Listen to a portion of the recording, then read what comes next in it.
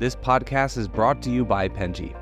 Penji is a creative subscription service that gives you access to pre-vetted, agency-trained creatives from all over the world. From graphic design to illustrations to social media management and web development, it's all included for one monthly price. It's time to say goodbye to the hassle of searching for top-notch creative talent.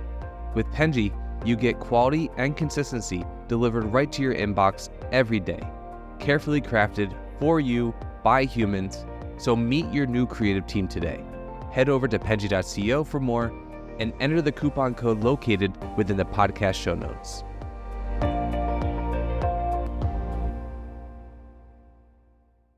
Okay, everybody, hello. Welcome to the Fully Managed Podcast. You guys know what we do here. We talk about marketing tips, we talk about business tips, and we assist you guys in your business journeys. And you know me, the host, Daniela, Penji's partnership coordinator. And today we have a really cool guest, Ryan Scully. Hi, Ryan. How are you doing? Hi. I'm doing well. Good to meet you. Good to meet you too. I'm so excited to talk to you about the podcast. But before we kind of dive into all things business, marketing, all of that, I want to play a game with you called Build It or Scrap It. So it's, a really easy game. But right now, I'm just going to give you some prompts and I want you to just tell me if you would build them or if you would scrap them. Okay? Okay. Green walls and bathrooms. Build it. Tiny home villages. Crap it. Glass floors at the top of high-rise buildings. Absolutely scrap it. Buildings shaped like their function. So, for example, like a fish market and the building is shaped like a fish. Scrap it. AI generated concept like building maps. Build it.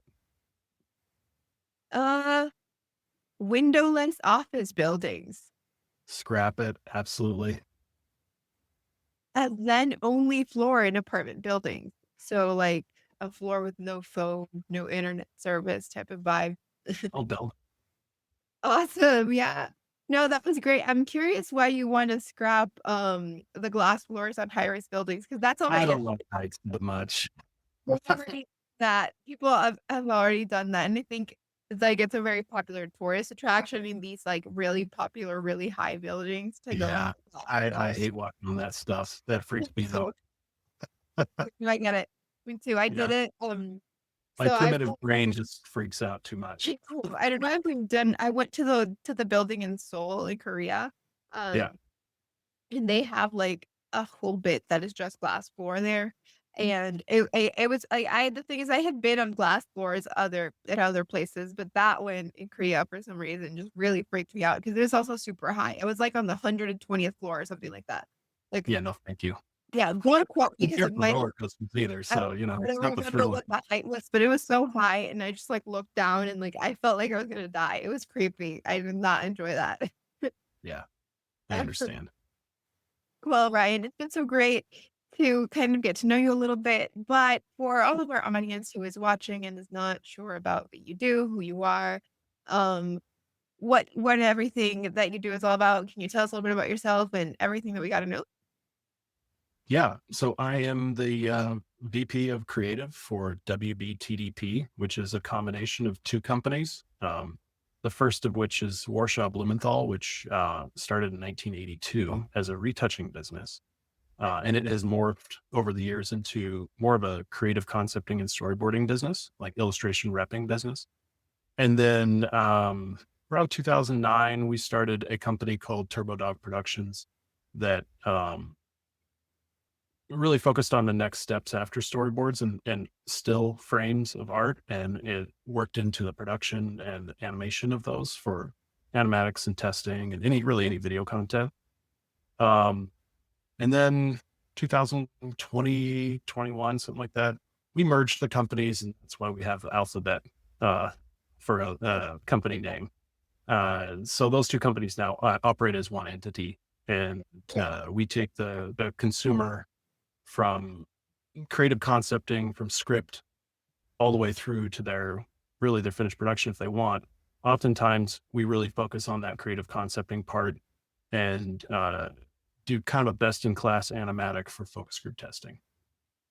What I'm really interested in is like when I was doing research on you guys, like you said, like you had like the whole alphabet, like WB plus A, like Yeah. Workshop TVB. Lunatic plus Yeah. to run just Yeah, merge. it was like together. And I looked at like kind of the work that you had, and it was really beautiful. I'm curious because a lot of it looked very cinematic to me. But Mhm. then I saw like, for example, on your Instagram, you had for Pizza Hut, you had been doing like some stuff for Pizza Hut, and it was clearly for an ad for them, like a commercial. Um, what I wanted to ask you is, what is the difference between like doing something for like, say, like a movie? Obviously, I mean, the purpose of a movie is different than a commercial, but in terms of like the actual, like the storyboarding and the image and the aesthetic and all of those things that you work on, um, Mhm. what is that difference when you're doing something with a marketing purpose, like an ad, like a commercial or something, versus like if you were going to be just doing cinematography for a movie? So What purpose are the former? we actually don't get involved in film hardly at Okay. all. Every now and then someone will approach us for that. Uh, there's a difference between like a pitch board and like storyboarding and animatics for creative concepting for a commercial. That's one camp. And then for a film, that's a separate camp. And the film camp, that would be more for figuring out how the director sees the shoots happening. And it's really for planning their shoots. So the storyboarding and creative concepting for that would be about building and planning for a production that's already has a budget, really. When we're doing this for advertising agencies, this is for trying to get the budget. This is a sales tool, really. They're coming up with strategy and script. They're coming to us to have it fleshed out into visuals so that they can sell through the creative concept. Once that's sold through in a baby step, then it goes to testing to see if it really works. And I think of testing as sort of an insurance policy for major Fortune 500 brands so that they know when they're going to spend their millions of dollars on media buy that it's going to be worth it. That's so interesting that you guys are kind of like, when you're coming up with these concepts and these ideas and all of this, it's always within mind that you want to convince someone to give you budget for it, right? Yeah. Yeah. I mean, there's a budget for creative concepting, but ultimately they're trying to get, you know, More. $1 million+ to go shoot the commercial. And then who knows how much after that to put it on air. So the total budgets for these commercials are enormous. And especially if you take the entire year into that, into your mind of, you've got an entire strategy for uh, dozens of commercials, potentially 2 or 3 different creative streams, and they all kind of have to work in a cohesive way so that you have Yeah. a creative vision for your brand and that your brand has a reputation and it doesn't feel like 6 different brands. So there's a lot of strategy behind it. And we're a part of that to bring it to the customer. That's so interesting. And I also noticed that you guys are like one of the companies that has really embraced artificial intelligence. Now, I think when I talk to different business owners for different sort of like agencies, um, some of them are very open to AI, some of them are very resistant. I definitely feel like people in tech, people in software, people in that sort of realm tend to be a lot more open into AI because I guess they're in the space. And you guys are a company that I've noticed are very, very like open to embracing that wave that is happening right now and adapting to AI and adding it to all of your creative concepts. Um, has that sort of changed anything in how you like create something? That creativity flow is different. I've seen ads that you have like, like concepts that you guys have had on your social media that are just 100% AI. Um, Mhm. and I'm curious as to how that has been affected or changed by with this wave because we didn't see ads like this in the past. Right. So a lot of that, what you're seeing, even though they look potentially like a finished spot, those are still testing spots. The testing spots are really getting tighter and tighter and closer to the final. In another 5 years, they might be the final. Um, but I mean, to answer your question, AI really hit our industry in, I don't know, 2023. And our CEO, Andy Kessler, had a, you know, had a little come into moment.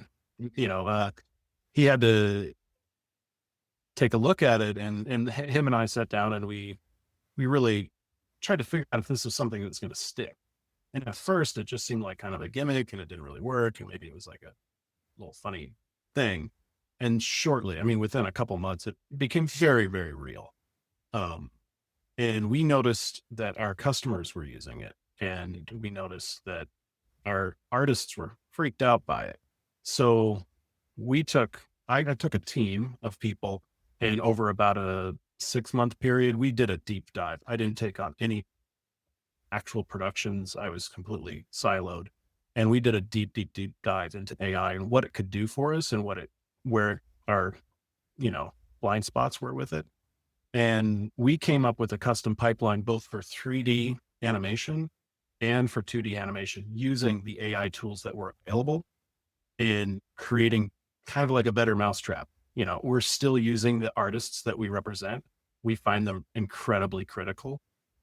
They take the brief, they do the drawings, and then we have an AI team that then takes that and pushes it to the next level.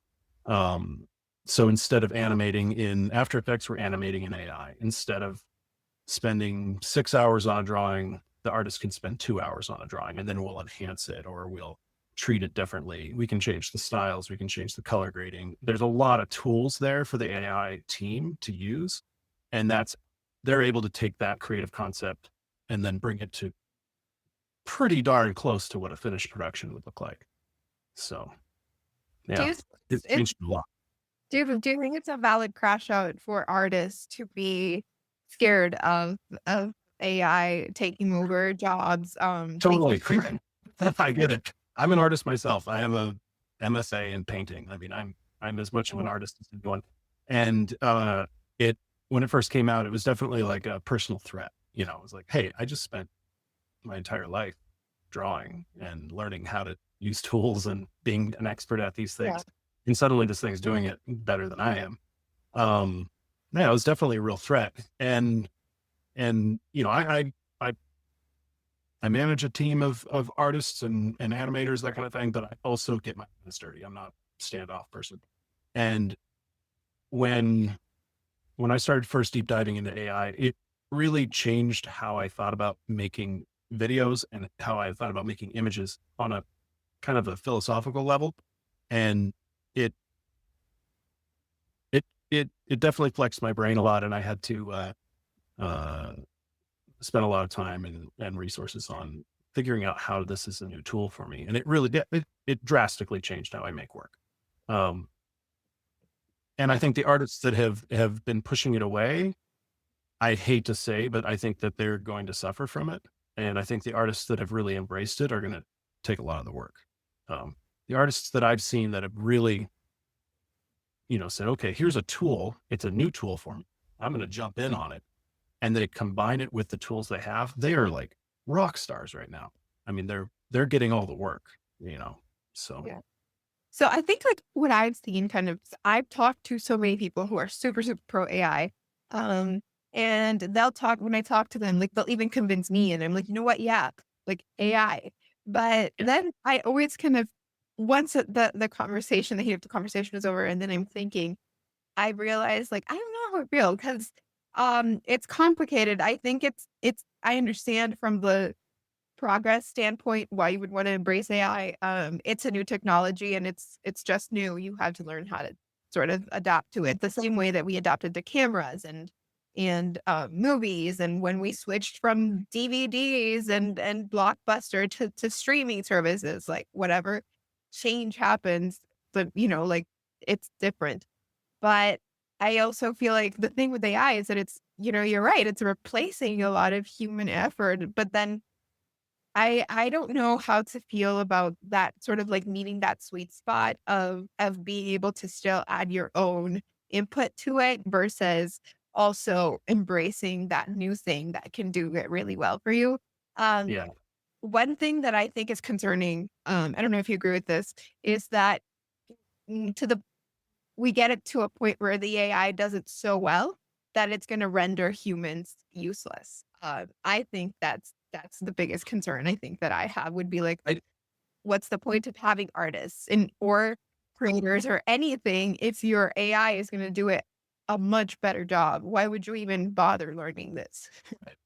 I think that there will always be a use for the hand-drawn artist. We use them in every project. They have not gone away. They're still critical to our projects. Really where we've seen it is that instead of hiring an After Effects animator artist, that person is now using AI tools. Sometimes they're mixing them with the After Effects, but I found that when an artist that really knows their craft prior to AI then adopts AI, they just become more powerful. They become better at the thing they're doing, and they can bring that thing to a higher level than they ever have. I do think that a lot of artists will lose their jobs. I'm not going to lie. There's no way around it. We've already seen a lot of the storyboard projects that we normally would have gotten that are just simple storyboards for a pitch. A lot of that stuff stays in house now because the art director's doing it. Yeah. 50 years ago, the art director probably would have drawn their own storyboards though. So those things got moved over to the artists and now they've gone back to the art director. At some point, the art directors are going to say, hey, this is taking up a lot of my time and I'm in meetings all day. I can't sit around prompting. That'll probably go back to the artists eventually. But I do see, and I can't tell the future, but there's a point when these animatics that we're producing are going to be really pretty much the finished spot, and there won't be a need for a shoot. So when you have a project that, you're concepting 10 ideas, put them all into testing, pick, the top scoring 5 or so and put those on air immediately. So you will have a shorter lead time. You'll be able to respond to current events faster. There's a lot of promise there. And I think that big brands will totally embrace that. As long as they don't get, backlash from, general society about it. There is that out there in the world. And I think that, the backlash of AI as far as being intellectual property theft and all that kind of thing, that's outside of my expertise and, understanding. I think that there's a lot of that going on, but that's kind of words to figure. I don't want to be left behind. So I'm embracing it, whether I like it or not. Because it that's is what it is, right? Like I get it. The ethical debate is like a whole other thing. Now I got to figure it out. Yeah, I think the ethical part of it is also just like a whole nother complex thing that is happening of people being like, oh, like the property thing or like the effort thing. For me, I mean, I just think of when a machine came in like during the Industrial Revolution and people's jobs in factories were to like put like caps on toothpaste, like in Charlie and the Chocolate. Like, have you seen that movie? Like the factory and the guy's job, like the dad's job gets replaced by a machine and it's really dramatic and sad. And I'm like, well, like, did you really want to have that job in the first place? Like, it's, I get that, like, like for like low income, like there's like a whole societal and ethical conversation about it. But I think you can definitely argue that you can always allocate the strength of someone into a like given different focus. And I think that's kind of just what's going to happen with AI is that a lot of people, artists especially, I think, are going to have to sort of learn how to be creative in different ways and place that strength in different manners that are not what has been traditionally done, like you said. But people had been painting and using, dry mediums and that kind of thing, or, traditional mediums for years and years and years. And then all of a sudden the camera came out and then Photoshop came out and then 3D software came out. And those artists have sort of migrated and dispatched amongst all those tools. I think AI is one of those tools. Like, I don't see a bunch of account people and number pushers making commercials in the future. It's still going to be artists, but they won't be drawing things. They'll be, creative concepting in a new way. Yeah, we'll see. I mean, I don't know. I think it depends. The economy the government laws, they're gonna either stop that progress or continue. Definitely. I think the cat's bag. I think it's just, you know, Yeah, it's probably gonna be hard. I think it's like it's too difficult right now yeah. to be like, Or "Stop I, AI." I would say that there are a lot of ad agencies that we've had chats with every head of production you can think of. And there has been a major hesitancy towards recommending anything AI for live broadcast because of the intellectual property issues, the fact they can't own it, that kind of thing. It hasn't stopped a few brands from putting out a piece of notes. There was one from Volvo, of course, Coca-Cola put out some, but I'm never really sure if those are more of like a gimmick thing or if this is really the way they're going forward. Was that a one-time thing to get attention in a news headline, or is this how they make commercials going forward? I don't know.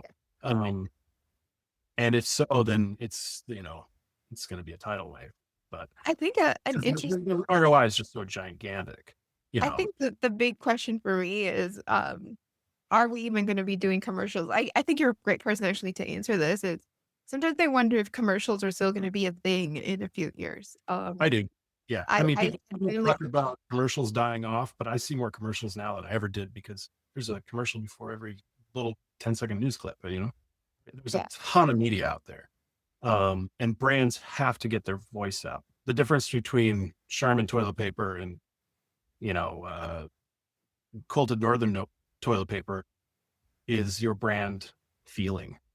Like when you go to the store, which one do you pick? I mean, the same thing. It's toilet paper. the And cheaper it's one which one makes probably. you feel cozy, and it's because of the media. Yeah. Yeah. I'm curious because like I feel like the traditional idea of a commercial is gonna go away. 'Cause I genuinely still consider like I think a lot of the advertising that we kind of have to take right now as consumers is a lot through like influencers, Sure. social media, like ads and stuff like right? Like that's where we get most of our ads. Whereas Yeah. before it was like you're watching a TV show and then you get the commercials or like listening to the radio and then the commercial break. Um, but now it's like at the top of the YouTube video, you're getting the ads. You're scrolling on Instagram and you get the sponsored posts and the paper clips. But uh, I think like it's just that the nature of the commercial and the ads has changed. I certainly still see a lot of like the type of commercials that you would see on TV when I was a kid, for example. But I think it has sort of changed it to like I think I see a lot of brands moving towards UGC, like more like social media esque type of Sure. content that appeals to that kind of format that adapts to like what an Instagram reel would look like or what a TikTok or something like that. Mhm. Um, do you think combined with AI, is that going to affect your industry or has it already affect your No, we, industry? we do that as well. So, we produce everything from a 60-second spot, 90-second spot. Your farm ads are huge because they have all these disclaimers. Um, Yeah. all the way down to 6-second spots. So and a lot of times you'll do a handful of 30 seconds, some 15s, and then maybe a cut down to a 6. And they want to test all that stuff. We've done work directly for Facebook for their brands. It was interesting that this is a while back, but when the creative department at Facebook first started, they were doing ads super cheap, really just trying to get brands to recognize their platform as valuable. So they would do creative for the brands at Facebook. They would hire us to do it and then, put out unique ad campaigns targeted towards very specific audiences, let's say like one region in Europe or something. And they would get huge feedback and enormous numbers out of it. Whether or not that moved the sales needle, I don't know. I'm not privy to that. But, does 3,000 likes on Facebook count as income? I don't know. You know, um, I'm not sure if that, moved the needle at all on how many units they sold. So, but I mean, there's a lot of ads on social media. There's still a lot of TV ads. What I think that AI will do is that it will lower the boundary for putting an ad out there. Like I said, I really do think that at some point the animatics that we're producing, it's going to come out of concepting. They're going to spend a little more time on them, but not a full shoot worth. those ads will be able to go right to the consumer, which will open up their budget. So let's say they got a budget of $100 million. Instead of producing, you know, a handful of major ads, major, TV ads, and then trickling down to all the different channels, they're going to just be able to micro target things. They're going to say these TV channels or these social media feeds or whatever it is, they'll be able to identify what their actual consumer is in a more detailed way and make creative for that. And instead of making, 10 really huge expensive spots, they'll be able to just pour spots out, So I think the increase in creative is probably going to go up for any brand that, wants to tap into that. I know that brands still want to be a part of like big projects where they can put ads too. I heard that like I don't know who told me like Super Bowl advertising is super coveted but also really expensive. Yeah, we did a couple this year. We did the Budweiser ad this year with the Clydesdale horses, and it's funny when we get those jobs for we do usually 1 or 2 a year for Super Bowl. They're never part of like the main ad campaign, so they're always like this little side project. They're fun to work on, but it's always just 1 spot or 2 spots that they test, and they're exciting. They're not usually big budget on our end. The main ad campaign for the year, that's the big budget. You're talking your entire year's advertising. But the Super Bowl spot's always kind of, it's endearing and it's fun to work on. But, That's interesting. I don't know. I always thought that like someone told me that like the Super Bowl spots were always like super important. Everybody wanted them, and sure, they do. Yeah, they're a good badge, for the creatives, and the ad agency gets a lot of kudos for it. But it's just one commercial. When we do work for Progressive, we'll do 12 in a quarter. No, it depends.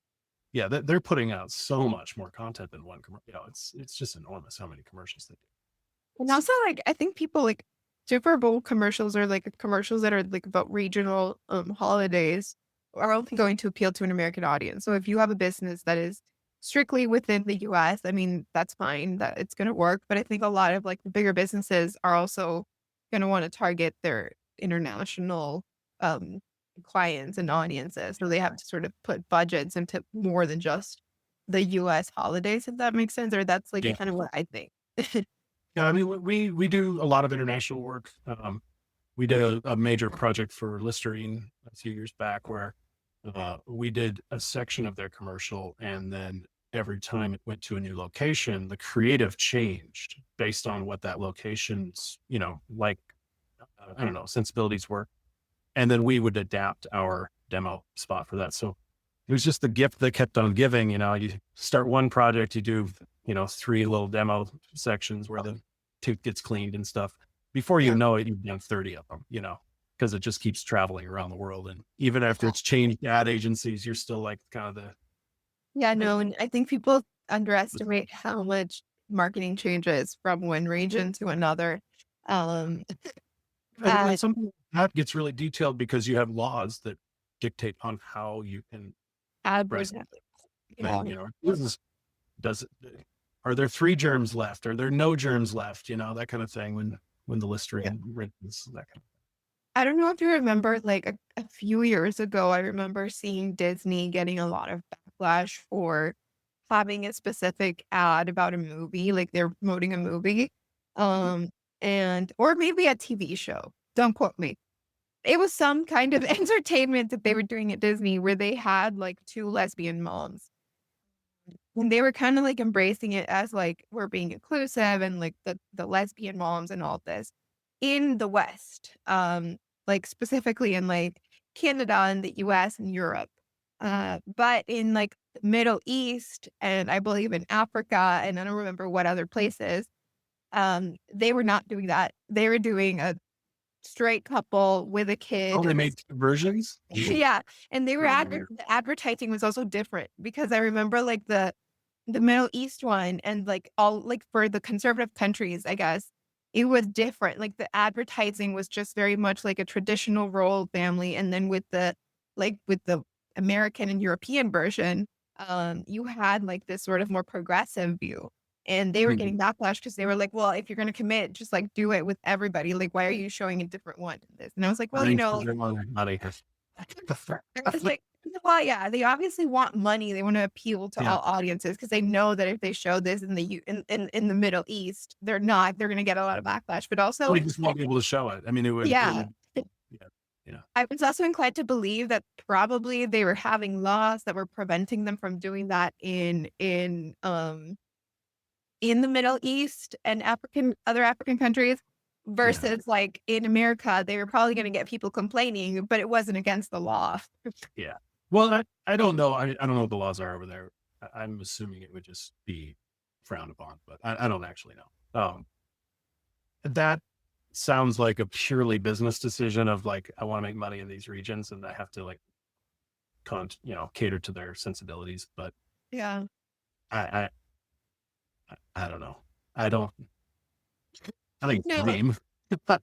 I, I You know, think to me, it was just a blatant difference in yeah. advertising. I mean, Because it's lame to have like a set of values that your company. yeah, I mean, I think to me, it Like, would have made more sense to just, you can't fully commit, then just like don't do the lesbian moms at all. From a yeah, business standpoint, that would have probably been my choice to just do the straight couple and that's it. Nobody's going to complain about that, right? But I think it really kind of shows how people sort of want to change their advertising so much and depending on the regions. yeah. Obviously, it's a business decision because they could have also just chosen to not show that in the Middle East at all, and then problem solved.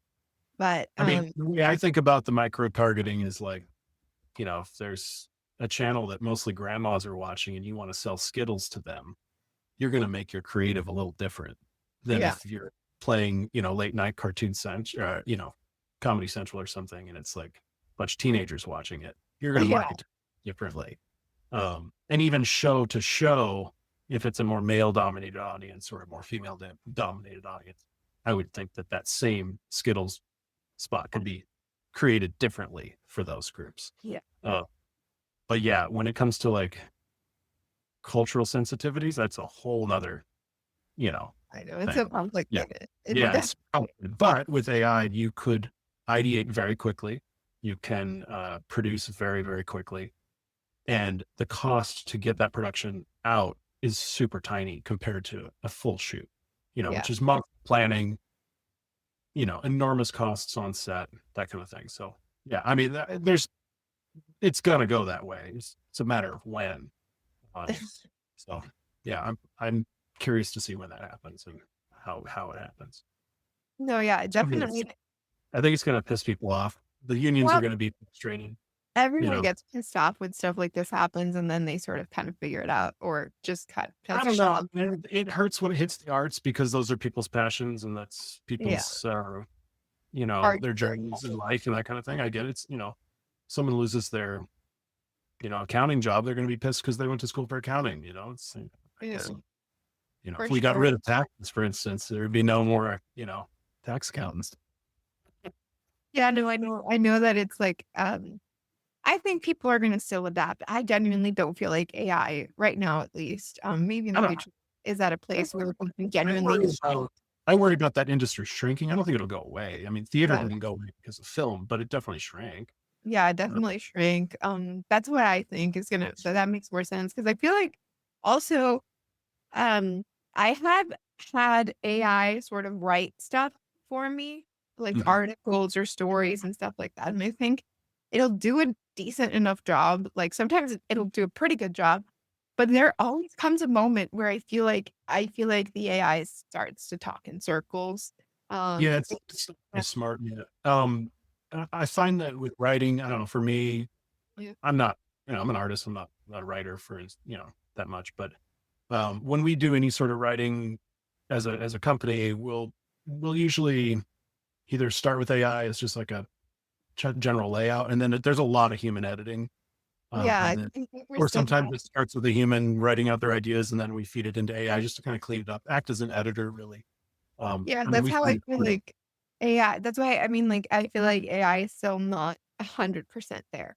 no, Um, no, I mean, it probably shouldn't be. but I also see like AI generated animations and images, and sometimes they're weird. Like I Yeah, still see like creepy. the motions being like this, the eyes creepy, and I'm like, like But you still need this to is the worst it will ever be. And it just started 2 years ago. So that's actually kind of scary. That when you put it that way, I mean, it's actually pretty good for the amount of time that it's been out. yeah, And it's accelerating so fast that as our team, we did, like I told you a couple of years back, we dedicated a big chunk of time and resources towards figuring out how we can rebuild how we make productions, how we go from storyboards to finished animation. And every few months, there's another giant treasure trove of AI, you know, releases or updates that we then have to go back to the drawing board, figure out if they're worth pursuing. Because there's a lot of hype around AI. There's a lot of like people saying, "Oh, this is going to change everything," and then you go and use it, and it's like, it's like 2% different. yeah, So we have to go through these pretty relentlessly and just kind of figure out if they're worth pursuing, and then figure out how we should implement those into a new process. So just in the last couple weeks or last week, there were a bunch just launched, and I haven't had a chance to pick through them. My team is currently doing that, but I haven't personally been able to. But it will probably change how we, it'll probably change a couple steps in our process. I'm hoping it will, because there's a few like things I would like changed. We've been reaching out to some of the AI platforms, asking them if these changes are coming, because there's some, blind spots in their process that we would like changed. They've assured us that they are. We also have our own custom software that we use through a platform called Comfy UI. It's custom software. It's like a custom workflow, and it allows us to take all the open source pieces and jam them together and make a new program, really. And that has helped us solve some of the problems that just aren't available on consumer apps yet. So I think it was pretty cool. And it's also a really great way to end this podcast on. We're giving you some questions about AI. But Ryan, it's been so great to have you. And before we finish, I do want to give you the space to promote anything. If anything we spoke about today resonated with our audience and they would like to go and find you, Sure. this is yours. Yeah. So our company is called WBTDP.com, and we specialize in animatics for testing. We do anything that's going to go to a focus group that would come through us. We work with most of the major ad agencies, most of the major holding companies. We've been around for 40 years, and we are kind of the best in class for our market. It's a small market of handful of companies that do what we do, but we are, probably the premier one in New York. So Awesome. And I will be adding those links to the description of this video so that people can access them easily. And great. thank you so much for being here today, Ryan. Thanks, Danielle. Appreciate your time. Have a great day, everybody. I will see you on the next episode. You've been listening to Fully Managed, brought to you by Penji. Check out the show notes to learn more about today's guest, and to learn more about Penji, the human-first creative subscription service, head over to penji.co. And by the way, if you're still listening, it would mean the absolute world to us if you were to share this podcast with a friend, and of course, subscribe.